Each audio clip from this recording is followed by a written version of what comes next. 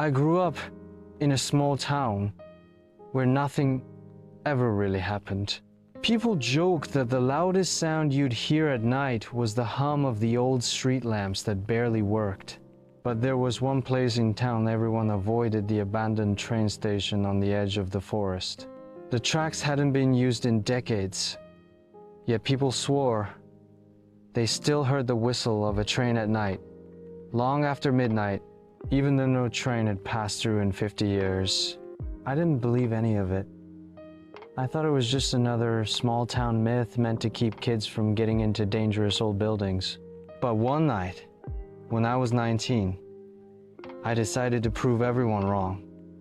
I grabbed a flashlight, threw on my jacket, and walked toward the train station. The air was strangely cold, colder than it had been all day, and I remember my breath fogging up in front of me like it was the dead of winter, even though it was late summer. The train station sat like a skeleton against the night sky, broken windows staring out like empty eye sockets. The wood was rotted, the old paint peeled away, and weeds climbed through cracks in the floorboards. As I stepped onto the platform, the boards groaned beneath me, loud in the silence. Then I heard it, the faint sound of a train whistle, low, distant. It was so soft, I thought maybe I had imagined it. But then it came again, louder, like it was coming closer. I froze, my flashlight beam trembling as I pointed it toward the tracks that stretched into the darkness of the forest. Nothing, just rusted rails and overgrown weeds. And then the ground began to tremble. I swear to this day, I felt the vibration, as if something heavy and massive was moving down those tracks. My heart hammered in my chest, but some part of me, some reckless, curious part, forced me to stay. My flashlight flickered once, twice, and then went out. I slapped it, but it was useless. I was standing there in the dark, with nothing but the sound of an invisible train getting closer. That's when I saw the light. A pale, ghostly glow in the distance, moving fast down the tracks. It wasn't like a regular headlight. It was softer, almost blue, but it lit up the rails as it drew closer. I should have run, but my legs wouldn't move. I was rooted to the spot as the glow grew brighter and brighter until it was right there in front of me. There was no train, just light and shadows inside it. Human shadows, packed together, standing motionless as though they were passengers staring out of windows that weren't really there. Their faces were blurred, but I could see their eyes, dark, empty sockets that seemed to lock onto me. The whistle screamed, so loud it felt like it tore through my bones, and suddenly the air was full of wind and smoke, choking, burning, though there was no fire. I fell to my knees, covering my ears, but the sound was inside my head now, rattling my thoughts apart. When it stopped, everything was quiet again. The light vanished. My flashlight flickered back to life in my hand, and I was alone on the platform, or at least I thought I was.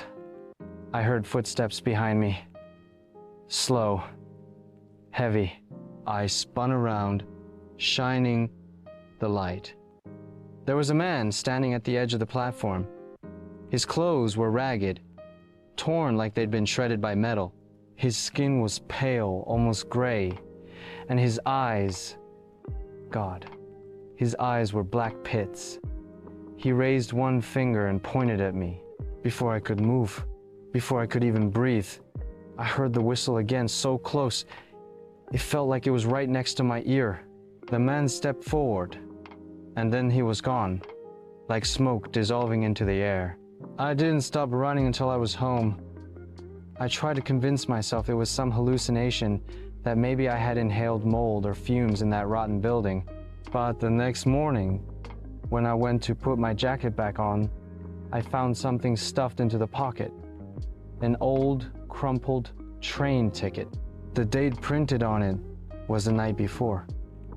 The destination was a place I had never heard of. And in the space where the passenger's name should have been, there was mine. For weeks after that night, I couldn't sleep without waking in a cold sweat. Every time I closed my eyes, I saw the glow of that phantom light rushing down the tracks, the shadowy passengers staring at me with hollow faces. But it wasn't just nightmares. Things began to happen small at first, easy to brush off if I hadn't been so unsettled already. It started with the whistle. Some nights, when the tone was dead, quiet, I'd hear it again. Not in the distance like before, but faint and sharp, as if someone were blowing it just outside my window. I'd jolt awake, heart racing, rush to the glass, and there'd be nothing. No one on the street. Just empty asphalt glowing under the street lamp. Then there was the ticket. I had shoved it in my desk drawer after convincing myself it was some prank. Maybe some drifter had left it there, and I picked it up without realizing. But every time I opened that drawer, the ticket had changed. The paper grew more yellowed, more fragile, as if it were aging decades in just days, and the date on it always the next day, always just ahead of me, taunting me. I thought about telling someone, but what could I say? Hey, I saw a ghost train, and now I'm receiving tickets to God knows where. No one would believe me. Maybe I didn't even believe me. But then, the station started calling me back. I don't mean I wanted to go. I mean I felt it, like something tugging inside my chest, pulling me toward those rusted tracks. I'd wake up in the middle of the night, already halfway dressed, shoes on, keys in hand, like I had gotten out of bed in a trance. Twice, I caught myself standing in the yard, staring toward the tree line, shivering in the cold, with no memory of how I got there. The third time, I didn't stop myself. I told myself it was just curiosity, that I wanted answers, that if I went back and faced it, maybe it would all make sense.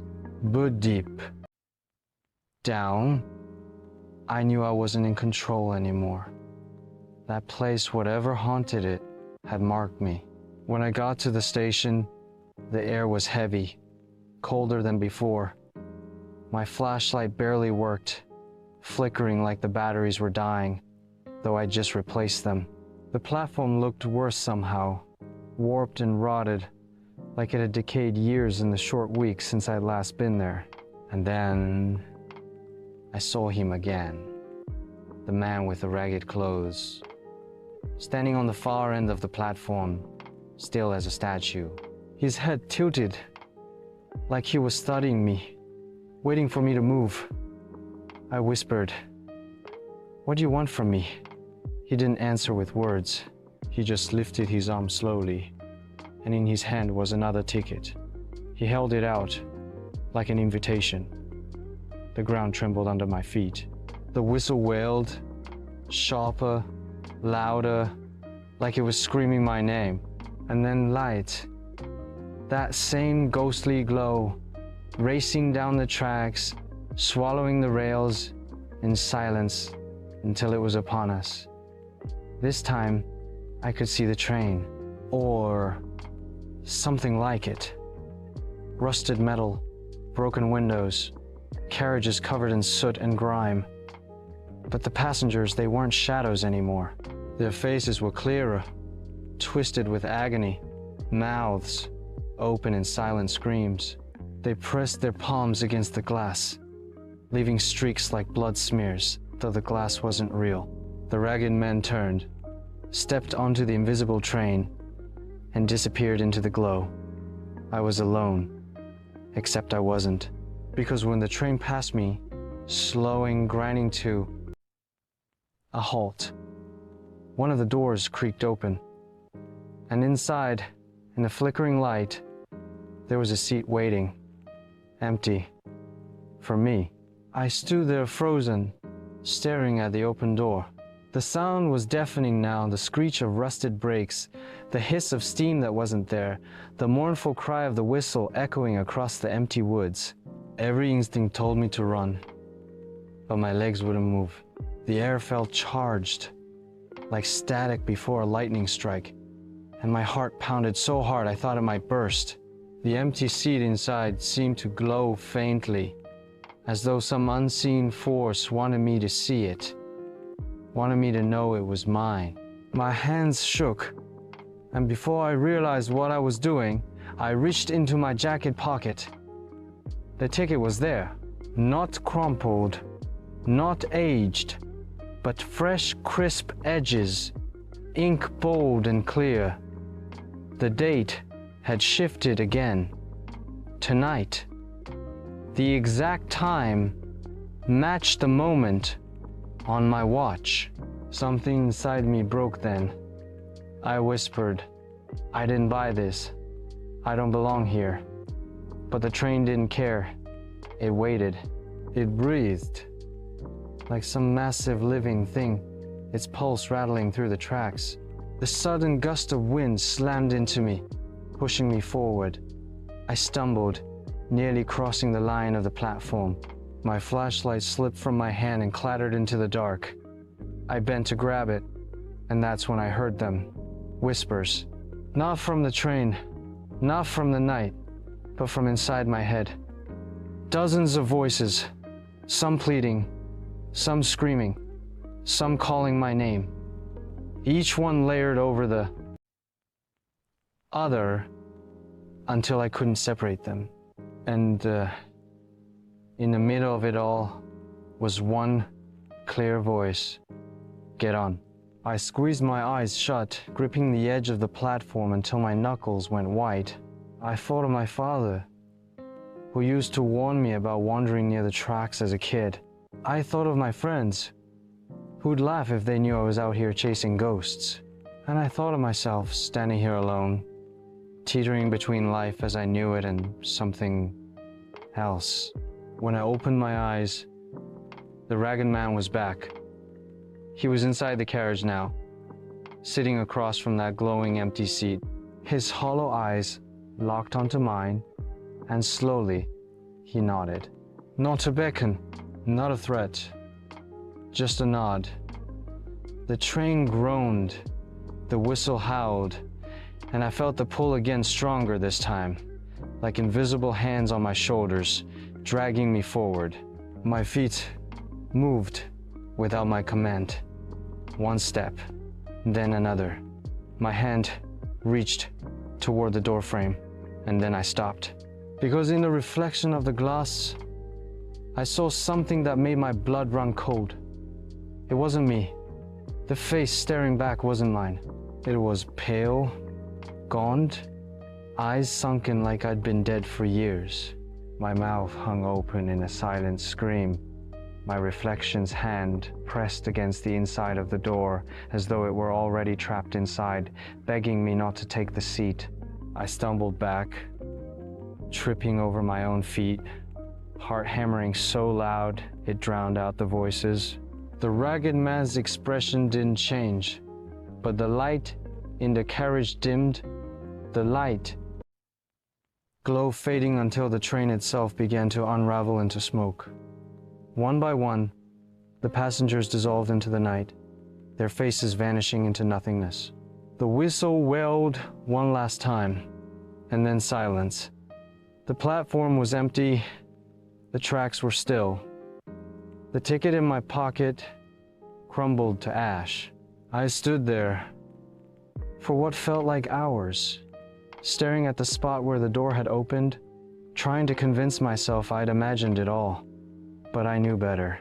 That seed had been waiting for me, and it still was.